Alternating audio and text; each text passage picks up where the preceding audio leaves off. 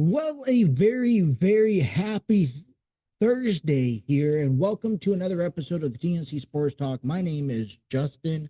Today is a special edition on the podcast. It is September 11th, 2025, as we take a moment and remember the nation's tragic accident almost 25 years ago. It'll be 25 years to next year of 9/11, where planes crashed into the Twin Towers in New York, attack on the Pentagon. And, you know, this is just a moment in history, especially during my time now. I was 6 years old, getting ready to go to school, lived out on the West Coast, getting up, getting dressed, just like my normal routine. And, you know, um, like I said, being six, I was just excited when my parents say, "Hey, you don't have school that day." And I'm just like, "Oh, great. We could get an extra day off, get a chance to relax, play, maybe catch up on homework." I think I was in kindergarten at the time. Um, or in first grade, whichever order. But, for those who are maybe a little bit older, I think it hits different. I was across the country, like I said, in California. I didn't know what, 9/11 meant at the time. I think I learned more and more each day, compared to those who, one, lived old enough to know about the incident, old enough to remember detailed oriented, step by step, minute by minute, compared on to those who probably were born past that time. All I know is that it changed the face of America, moving forward for the last 20 plus years. The way we travel, the way we do things. The one thing I could take from that perspective when I hear stories going back to that time is how our nation stopped in its tracks for a moment and came together. It didn't matter who you are, it didn't matter what skin color you were, it didn't matter how old you were, how young. We came together as a nation. And moments like that, I think, with how our nation has developed and how society has developed over the last 20 plus years, it's always, for me, something to look back upon and ponder and reflect and just remind us of who we are first. Um, you know, there's so much political and opinionated standpoints going around over the last several years, especially in these recent months, and taking all the current events that have accumulated over the past 48 to 72 hours. You know, uh, I think our nation sometimes need a moment to remember, that our freedom, has been fought and has been earned each and every day uh, since our declaration. And if we, in order to keep it, we have to be united.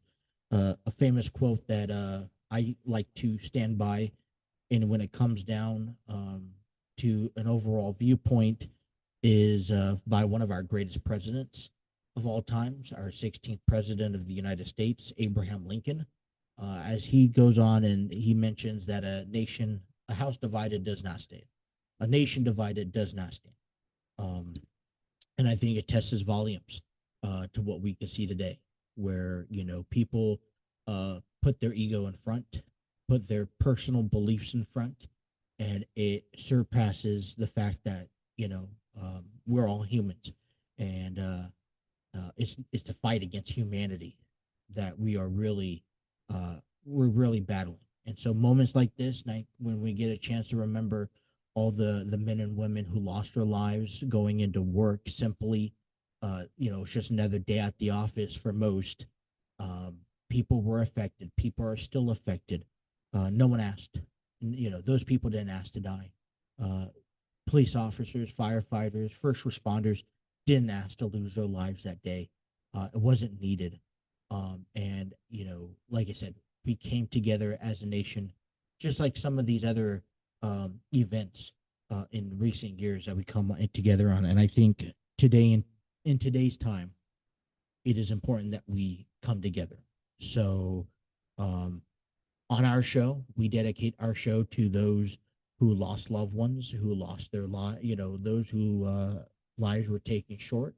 Not particularly just in this incident 24 years ago, but in recent hours, in recent days, in recent weeks and months and years, whenever a tragedy has taken place, we want to, take the moment to remember, and hopefully one day, sooner than later, that we could come together and let all that just bypass us and forget about all the negativity and just focus on the positive, and that's that we live in a great nation, that each and every one of us loves to wake up in the morning and have this freedom that is given to us. So our show is dedicated to that, remembering those from 9/11, and I got a pretty exciting itinerary, at least I like to believe it. Heading into week 2 of the NFL, we'll share where we stand among our week 1 predictions. If you guys are following along, we encourage you guys to leave your comments in the comment section on our YouTube page, to share who you think are going to win each and every game. We'll go ahead and give our predictions on week 2 and our matchups. I'll share the games that I'm looking towards seeing this weekend around all the sports. If you are a Cincinnati fan, I don't know how it's happening, but you got to find a way to get excited. So the Bengals obviously had and picked up their first victory of the year last week against the Cleveland Browns, a game that they should have lost, but they won. And so now they come home to Paycor Stadium. They take on the Jacksonville Jaguars, 1:00 kickoff time. And we hope that last week was a fluke, right? The offense falling flat to the defense being spoiled. We want the defense to be spectacular, but their offense falling flat. We hope that it's a fluke. This is also a game that I think it's fair to say on this program that it is a episode to episode phrase. Games you should win, you need to win. So we'll talk about the Bengals. But if you're you're just a Cincinnati sports fan. I mean, you got Kentucky, I believe, that are 0-2. I have it somewhere here in my notes. You got Cincinnati, that's 1-1.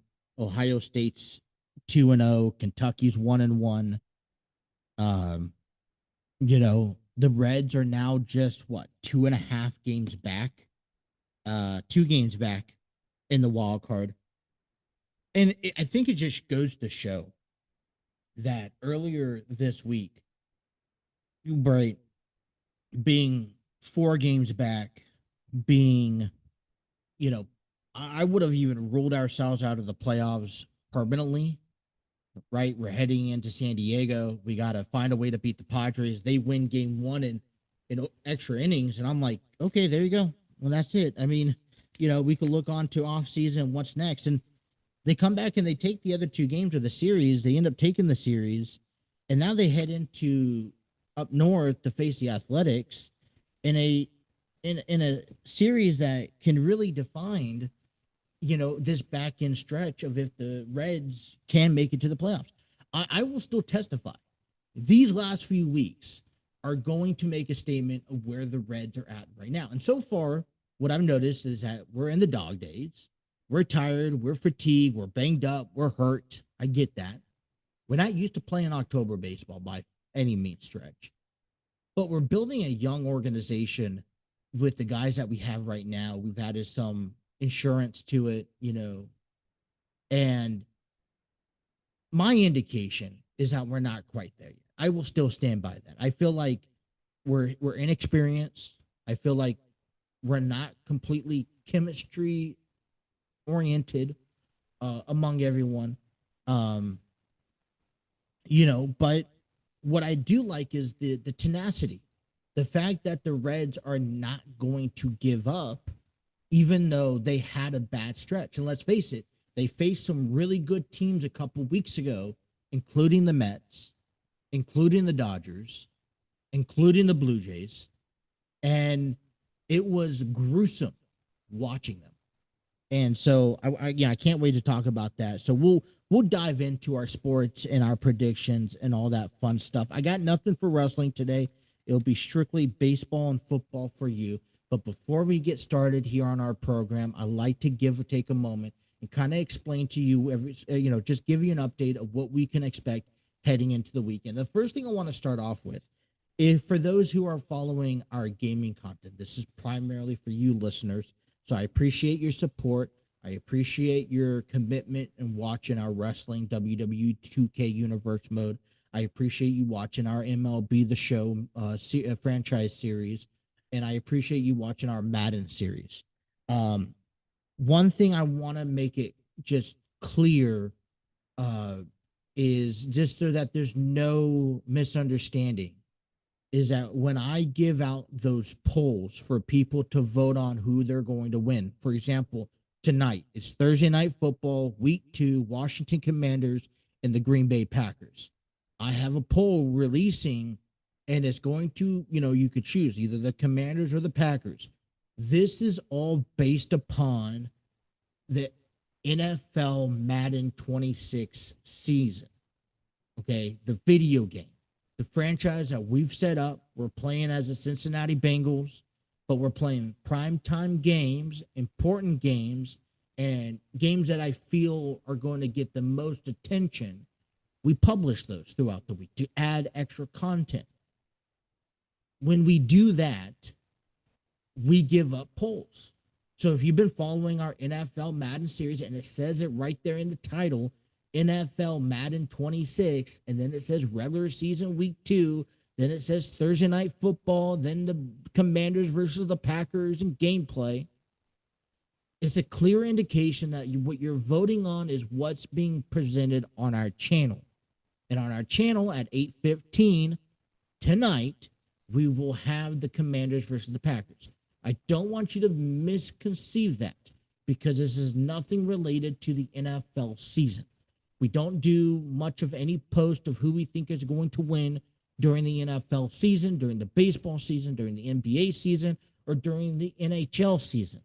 This is strictly game-oriented that is connected to our channel. So I have gotten comments, and I'm not upset or anything. And it doesn't bug me. It's just, I do my best to clarify it, and I don't want to deceive people. But the clarification is, it has nothing to do with the reality world of the sports. That's why we come on this podcast. That's why we share our thoughts and our opinions, and that's what we do. Sometimes I personally feel, maybe this is just a preference, that I am coming across a little bit aggressive, maybe a little bit, rude or disrespectful when I correct someone, trying to inform them that, hey, I know that the Commanders aren't 0-1 on the season, but this is what's according to our game. In the franchise mode, what you can see is they are 0-1. The Giants beat them last week. I know that's not reality, but that's what the record is. And so I get those corrections. Oh, well, so-and-so is not in the playoffs, or so-and-so has this record, or they beat this team last week. I get that. I'm not against it. This is all according back to the game. So I just want you guys to understand that when I post a baseball poll or a football poll, it's not related to the regular season. And as a matter of fact, the title of the poll clearly indicates what that what game it is, where is it coming from, and then there's a description. I've even included this year the standings, each and every team to our Madden series, so you guys can stay up to date and follow up on it. But I want to make sure that is just clarified. So as you guys I've been able to, since our last episode that we've talked about here, I've been able to update and upload everything getting up to Thursday Night Football. which is great, which I know Raw and Backlash has kind of been delayed. I'm currently working on some shorts. I'm trying to work on this weekend's content. I just have two more or one game. I have the Jaguars and Bengals game to play. I also have SmackDown and main event to play. But otherwise, all the other content's done with. I'm just working on downloading them, importing them, and then publishing them. So I'm working on that tonight and tomorrow, hopefully to get done no later this Saturday morning. Now, everything's up to date. I'm behind on shorts because I can only have one video upload at a time. And trying to pull content from videos is kind of behind me. So I'm trying to find time, possibly tonight, get some shorts up this weekend for you guys to enjoy. I know that's kind of where our biggest viewership has landed. But as far as tonight, we have tonight's Thursday night football game from the NFL Madden 26 video game. Commanders, Packers. Commanders enter in 0-1, and the Packers enter in 1-0. Tomorrow, we have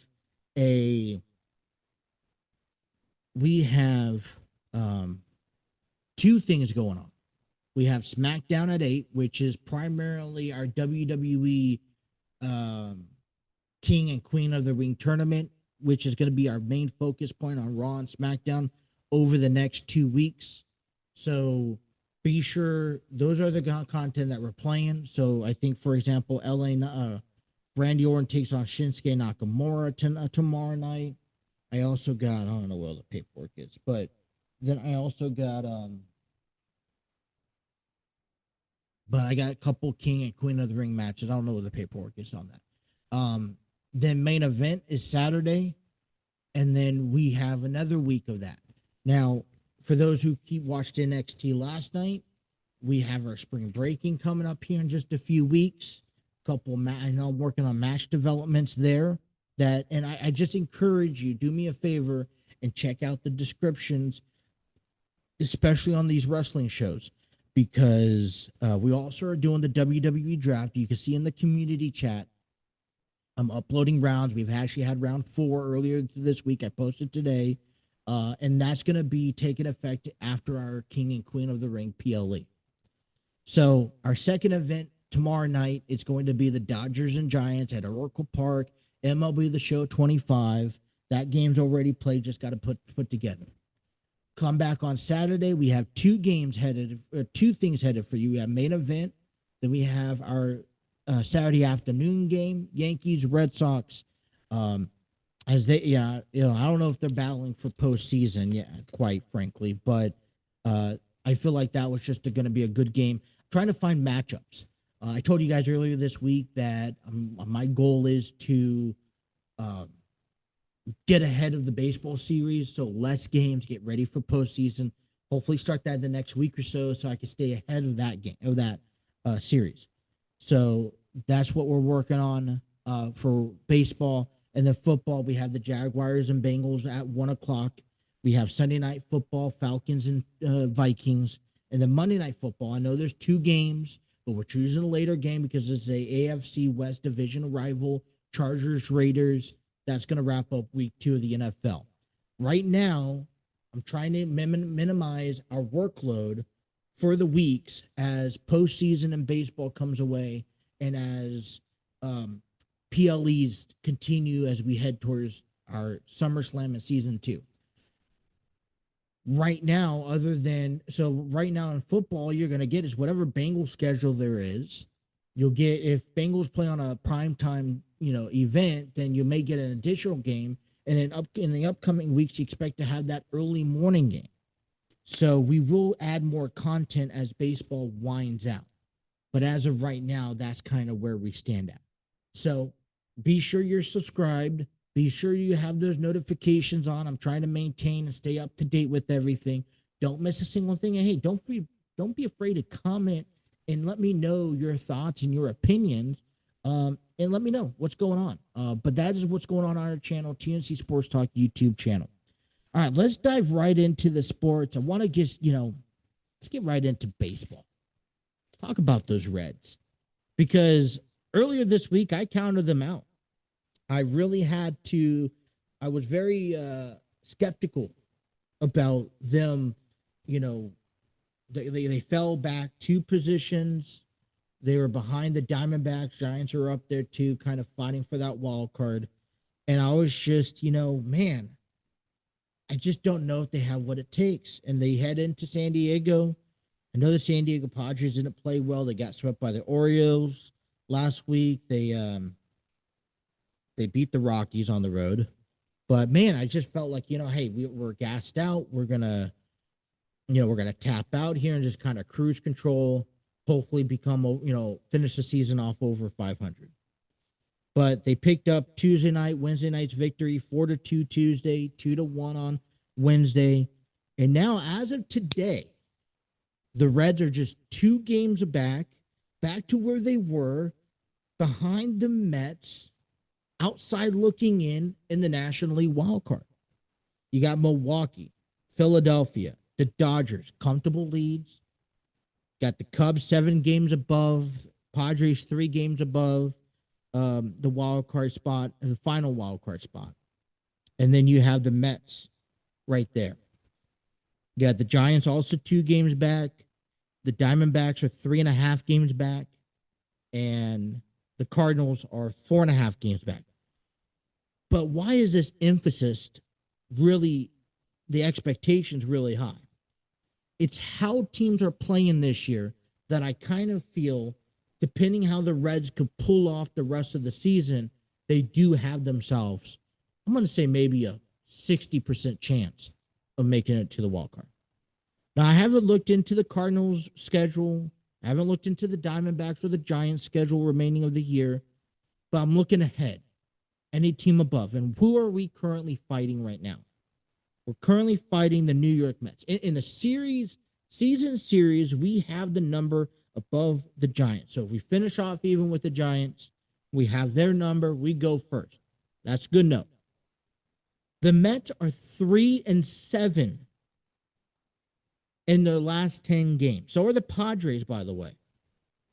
The Mets have lost 5, and they have an option with the Philadelphia Phillies. Later, you have a dance with the Phillies tonight. 7:15, maybe a game that you want to tune into on a Thursday night if you're a Reds fan, because the Reds have off. They're traveling today. But the Mets are down by 5, have lost 5 straight games, and they're about to get swept if the Phillies could win again. The Phillies are 7-3. They're on a 3-game winning streak. And so, if there's any motivation there, we want the Phillies to win. I'm looking at the Padres. They lost the last 2 games. They haven't been playing well. They're 3-7, and they're back home for the week. Today's all, or they actually begin a 4-game series tonight against the Colorado Rockies. Well, if we have an opportunity to make a postseason, the battle is going to be with the Mets and possibly the Padres. What we've seen in a series alone, 3 days, was the Reds maybe being counted out Monday morning to now we're back in it, and all it takes is momentum. And a 3-7 record in a wild card spot is not the greatest momentum moving forward. I'm looking at the Reds' remaining schedule. They got 3 more against the Athletics. Then they go to St. Louis for 3 more, which I know that's going to be tough. They come home next weekend for a 4-game series with Chicago to face the Cubs. 3 more games against the Pirates to wrap it off in Milwaukee on the final 3. And so I see 3 teams that are out of the playoffs right now. I see 2.5 teams out of the playoffs and 2.5 teams still in the hunt. As a matter of fact, the Cubs, Milwaukee, they're kind of comfortable. I'm not worried about the Cubs or the Milwaukee. Here's my concern with the Reds. We know the struggle that they have against their division. And now their final 2-3 weeks of the season becomes with a limited room of error. You look at a team like Athletics or like the Pirates, who are not going to make it to the postseason this year. Maybe they're fighting for some pride. Maybe they want to finish off the season strong. I'm sure they want to kind of play some spoiler or some ruins, especially the Pirates, right? They don't want the Reds to make a wild card spot. I personally think it's good for the division. In an NL Central division that has been overlooked in competition, not to have one, not two, but three wild card spots representing the division heading into the postseason. But those teams would like to damper a Reds season. And if we drop a series to the Athletics or even home to the Pirates, that will definitely do the trick. My biggest concern for the Reds is going to be St. Louis. They're kind of on that verge of kind of a, you know what, you're just right there. A bad series could get you out, but yet again, a good series could replace you. Just imagine heading into St. Louis next week. 3 against the Cardinals. You're about a game or two away, and they take the series and they replace you in a wild card hunt. That's a damper on the season for sure. I'm looking at the Cubs in Milwaukee, and those two have comfortable positions. I think they're going to be locking up a playoff spot here at some point. I don't think that the Cubs are there. I think they're far away. So Milwaukee looks like they have the division. Chicago looks like they have a wild card spot. I guess my concern is if you're Milwaukee, you're going to get that wild card spot on a bye, so you're not playing to the weekend. So you are playing your starters the final 3 games of the season. It's at home. Finish off the week strong. You have a couple days to relax and recoup. If you're Chicago, if you lock up a deal, we may have ourselves an opportunity. We play a little bit better against Chicago in recent years. And like I said, if they could lock up a playoff spot by the end of this weekend or by the time we see them next week, well, they may be looking to rest a lot of their guys, maybe not take a big emphasis because the Padres are separating themselves from the Cubs. And they're looking to maybe, hey, we know we have to play Monday, Tuesday, Wednesday in a week. Let's kind of ease our way in. This is our opportunity to shine. No matter what we do, we're not replacing the Cubs in the playoffs. So our schedule looks pretty, it doesn't look like it's a walk through the park. I mean, you jump over to the Mets side, who we're competing against. They have a Phillies tonight. The home to the Rangers, and if you talk anything about the Rangers are currently a game and a half behind Seattle in the final wild card spot. In the American League, we have Detroit, Toronto, Houston. The Yankees hold 2.5 games above the wild card along with the Boston Red Sox. Seattle holds that third spot. Texas, a game and a half. Cleveland's 3.5 games. And Kansas City's 4 games. Texas is on a 7-3 win, over the last 10. Seattle's on a 6-4. They're both on winning streaks right now. Houston is fighting for, they're still holding on to the division. There's enough going on for the American League. Houston is a game above Seattle in the AL West. The Rangers are 2.5 games behind Houston. With 5 series left, that's enough for something to happen. In the American League East, Toronto, the Yankees and Red Sox are 3 games back. And as we just talked about the Reds and the Padres moments ago, this is another series that a series win can do a lot of good.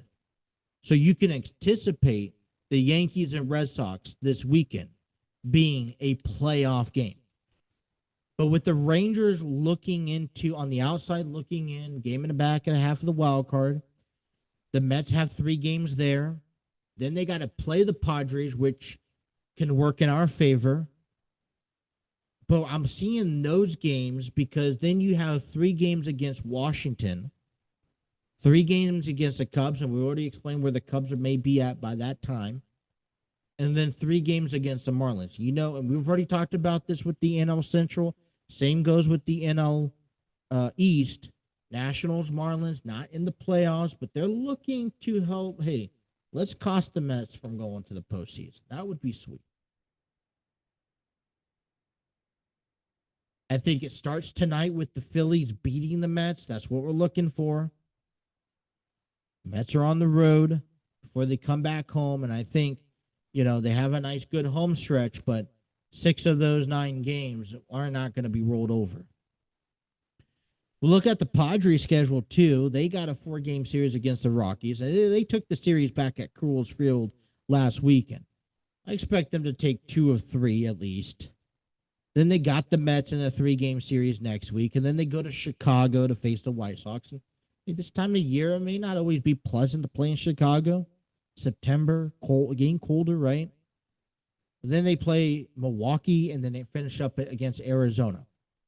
So my concern is, and I feel like the Padres have more of a leverage to, hey, we could play 500 baseball. We'll be set for the postseason.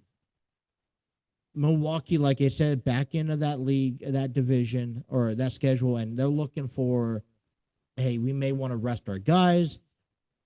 Or like I said, there's reasons why teams that aren't making the postseason, why they shouldn't just roll over, right?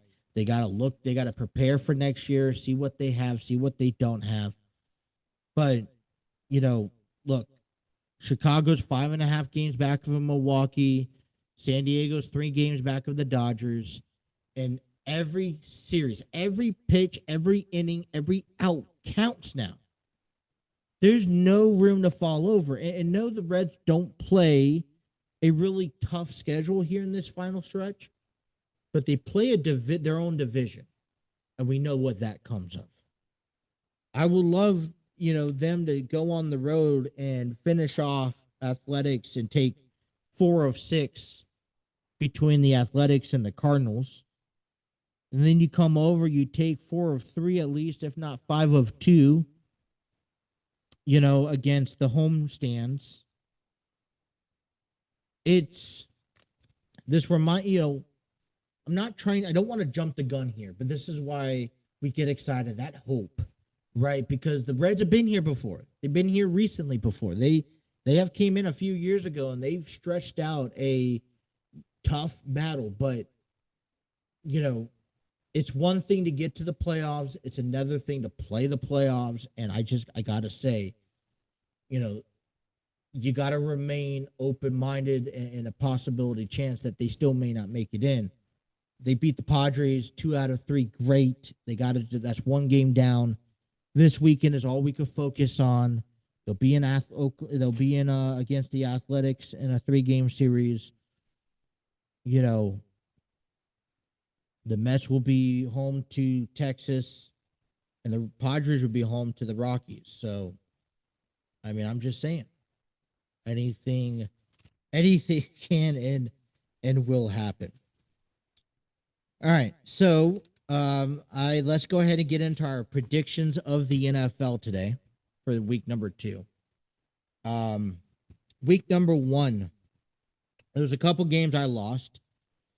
First game was the Kansas City Chiefs game back on last Friday.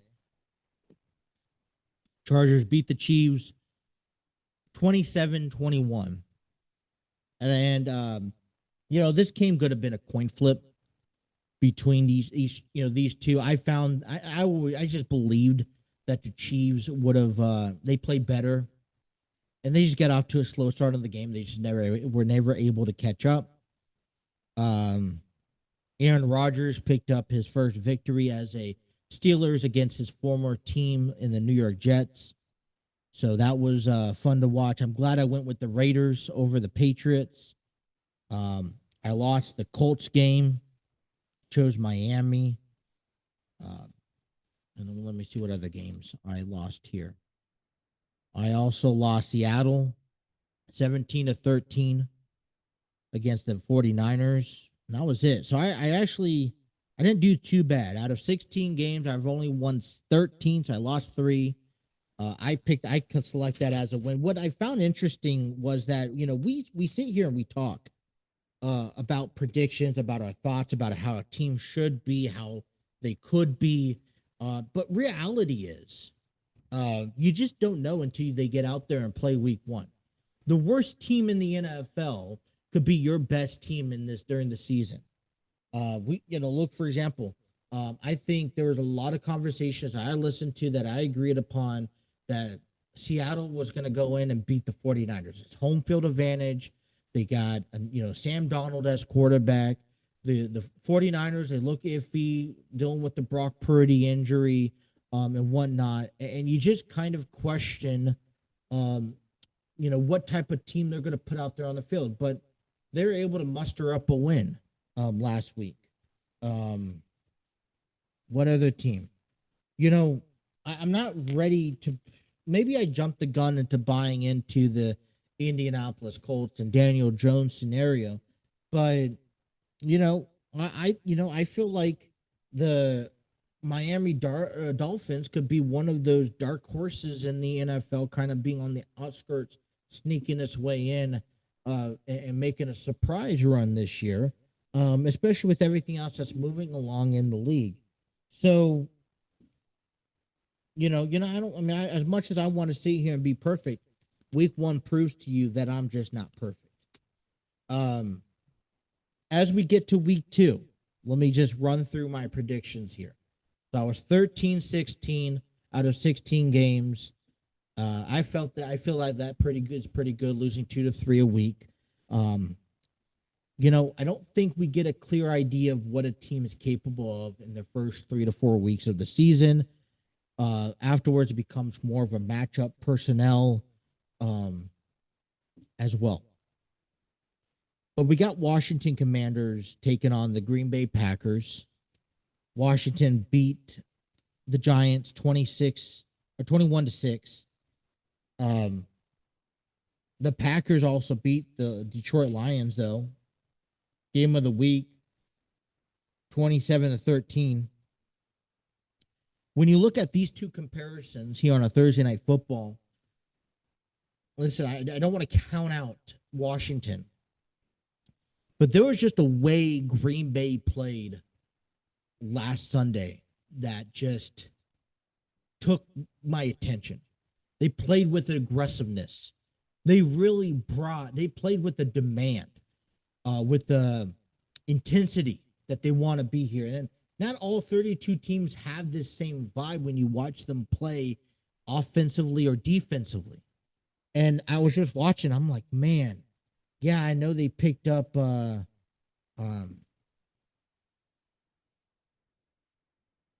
man, what was that guy? Sorry.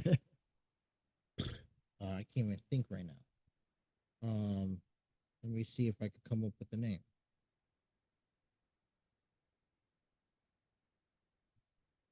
Michael Parsons, right? And I just think that it's just elevated who they are as a unit, who they are as a team. That even though we could talk about maybe a banged up Jordan Love, not to worry about anything, right? So they're back at Lambeau Field. They're playing Thursday Night Football. I got to select the Green Bay Packers to win, which dampers. But I think credit is going to be what credit gives, because Washington's one of those middle teams, already talking about possibly a wild card looking in. A team like the Giants, yes, you win, you humiliate, you go in there with ease, you build confidence off of that. And so that confidence can make this an interesting game. But as far as completing the game, and I'm not saying that Washington is not as aggressive, but I'm saying it's completing the game. I feel like the Packers have the best overall run. We head to Sunday, and here's just right down that list. Bengals host the Jaguars at 1:00. I think this is when you talk about, like I said, we talk about games that you should win. This is another one. Jacksonville, yes, picked up a game over Carolina, but my only concern is that this is the same team that was put out there last week, and they don't get the ball going. They don't establish that run game. They don't get points in the second half. Then, my question is how long can that defense last? I still do have the Bengals winning, But we talk about playing.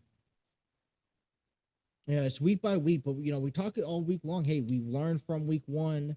We're gonna get better and get ready for week two. I'm gonna give this a little bit more time to weigh on, but I have a little bone to pick with Joe Burrow. And I'm sorry to say this. I love Joe Burrow. I think he's a good quarterback. I think he's one of the top 5 elites in the league. But Joe Burrow in these press conferences, he seems like he's not there. He doesn't seem to have and I get it. Some players are really reserved. They don't want to say the wrong thing. They don't want to stir up a rumor that's, they can't confirm or deny. And I get that. But Joe Burrow has very little emotions or very little emphasis when it comes down to speaking to the press and having these press. He's just kind of nonchalantly just there. He's, all right, I'll answer a question. Yeah, I mean, he's not really making direct eye contact.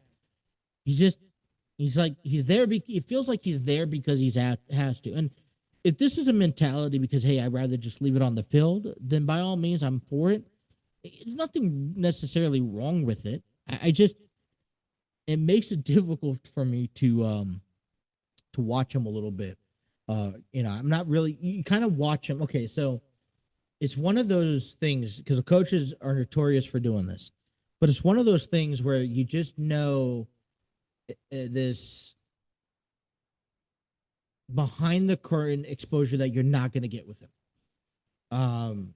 He will talk about, just how like a coach, just like how a manager, he does a press conference and he only gives out limited information and he's going to kind of answer the question, but stir off a little bit or answer the question with another question or keep a vague statement of something that we already know when it's like, they know more answers, but they're not going to give you anything.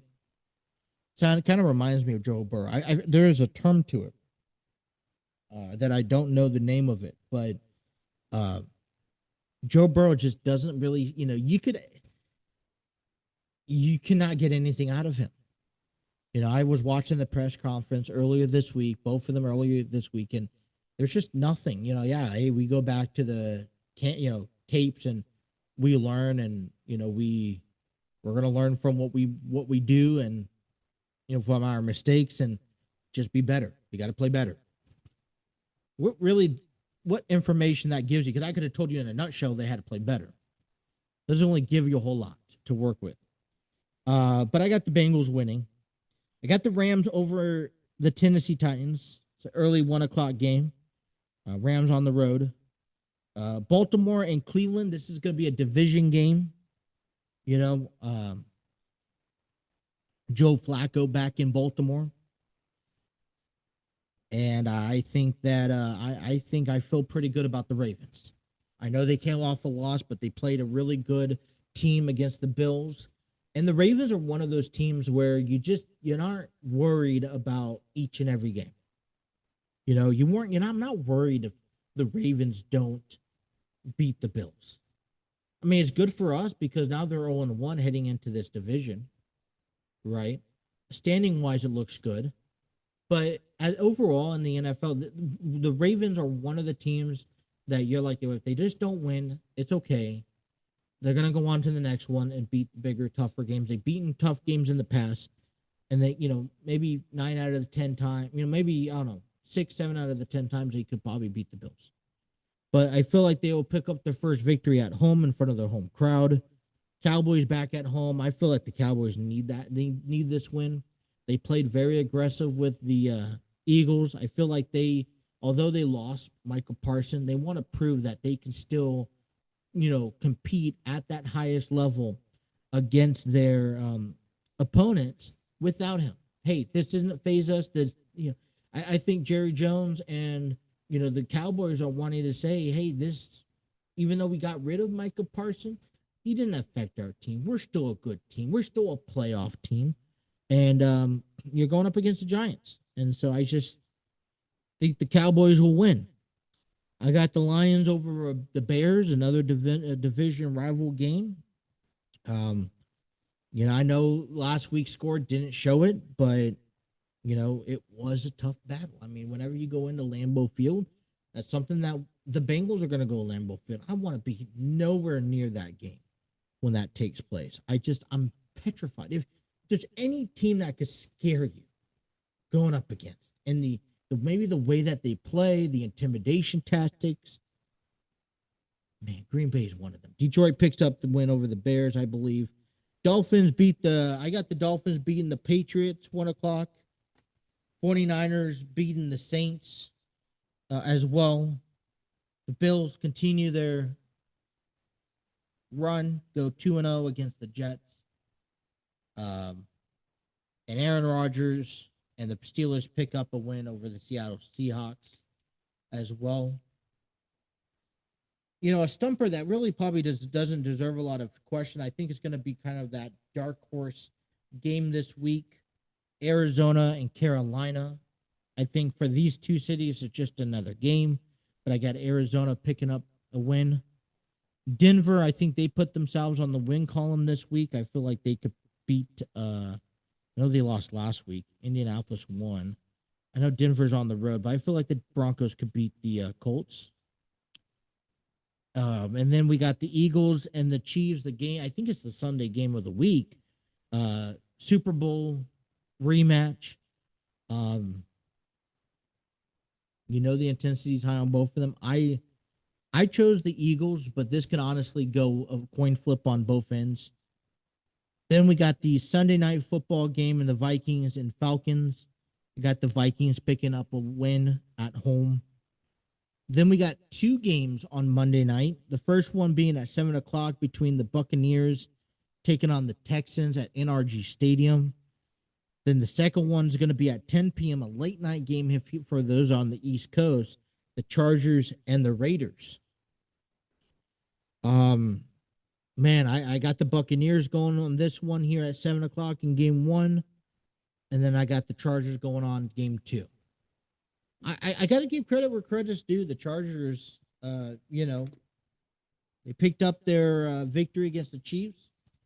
I think you go out and, this is what leads to a good game, right? You got Pete Carroll on one side. You got Geno Smith on one side. You got Allegiant Stadium on one side. And you got Las Vegas on one side. On the other side, you got the Chargers who just got done beating the Chiefs. You got Jim Harbaugh. You got Justin Herbert. And look, you throw in a primetime game, and it is what it is, and you're going to get the best of the best. I think out of those two games, the Chargers and the Raiders are going to be the better game out of those two. Now, I'm excited for it. Bring it on, because if the Chargers could start the season off 2-0, but one of these teams are going to start off 2-0. I've unfortunately seen too many mistakes, poor management skills, that I hope that veteran managers like Pete Carroll and like Jim Harbaugh can learn.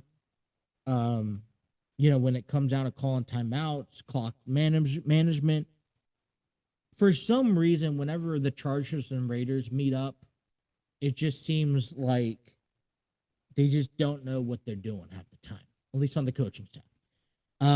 Listen, this is, the Raiders. Here's where the momentum lies. And this could be a coin flip, but I got the Chargers on this one. They played spoiler to the Chiefs. I think they could do it again against the Raiders on Monday night. But the coin flip here is because Raiders picked up the win in New England. It's the first home game of the season. And they have, it's a primetime game. So it could really work both ways. All right, last but not least, games that I was kind of paying attention to, I was looking at this weekend. We know Cincinnati is back at home, taking on Northwestern State. Both teams are 1-1, kick us off at 3:30. We also have Ohio taking on Ohio State. Ohio State is 2-0. Ohio's 1-1. The kickoff is at 7. I really think that, and then at 7:30, we have the 1-1 Kentucky taking on the 0-2 Eastern Michigan.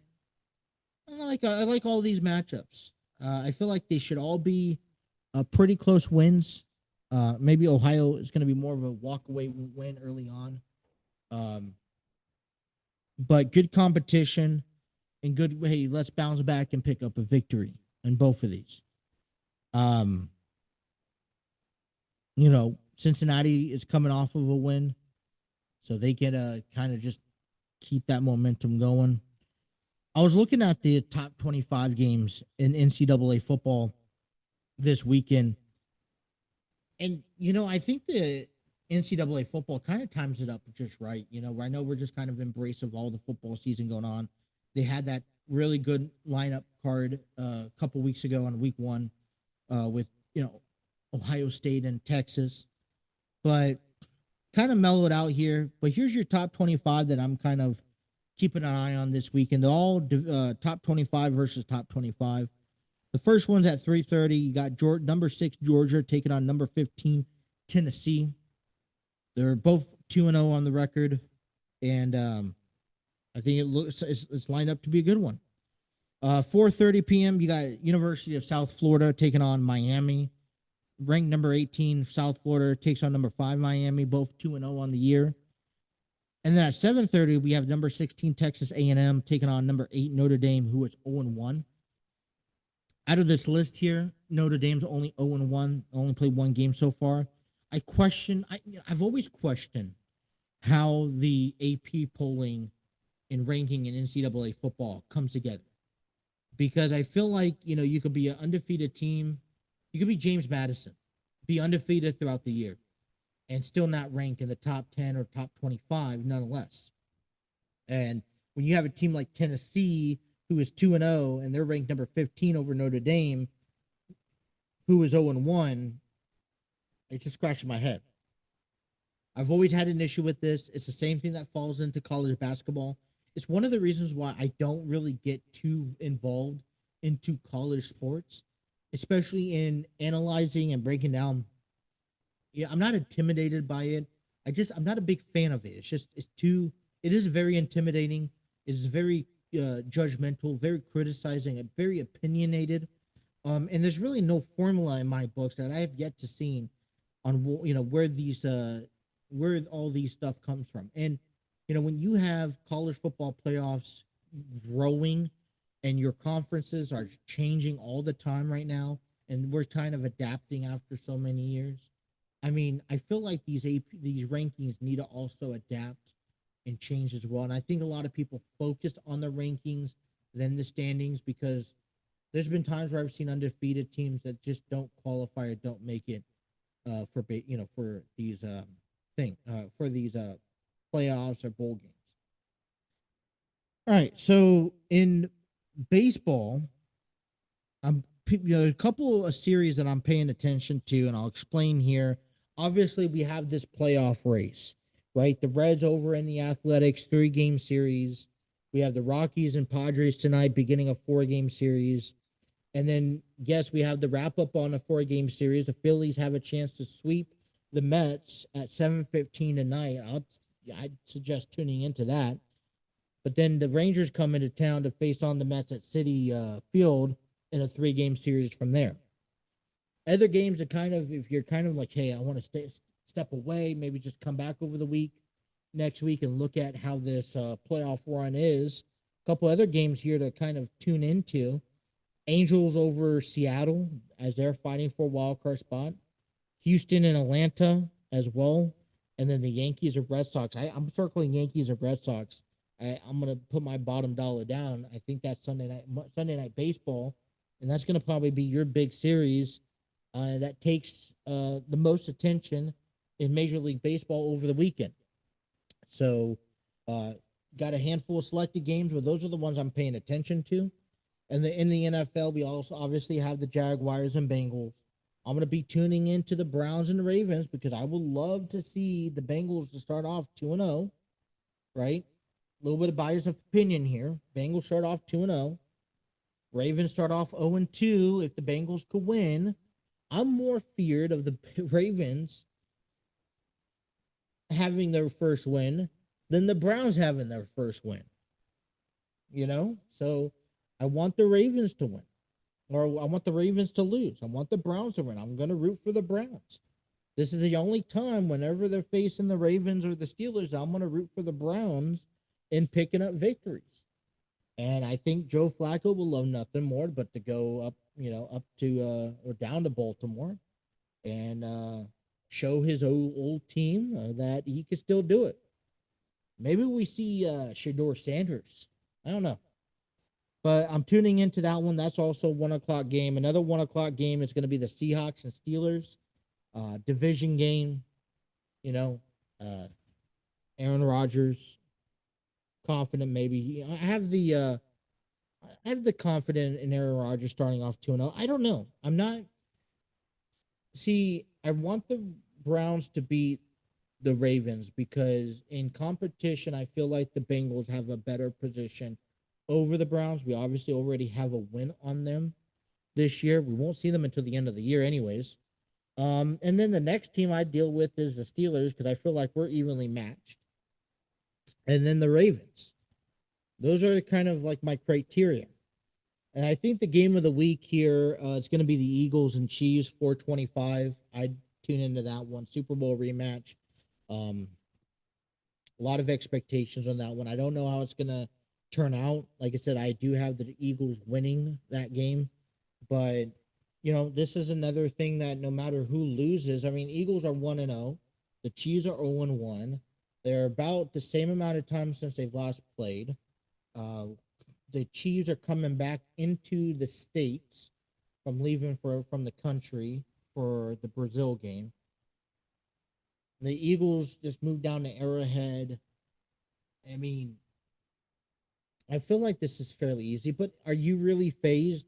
How much of a loss does this really do to either team? And even a Chiefs team that is 0-2. Now, I would argue maybe if the Chargers, if the Chiefs are 0-2 and the Chargers are 2-0, or the Raiders are 2-0, I still wouldn't hit the panic button. I don't know about that, right? What do you guys think? But yeah, those are the games I have on the docket to pay attention to. I would love to hear what you guys have to say. So leave your comment down below in our comment section on our YouTube channel. Who do you guys think is going to win? What games are you guys looking out for?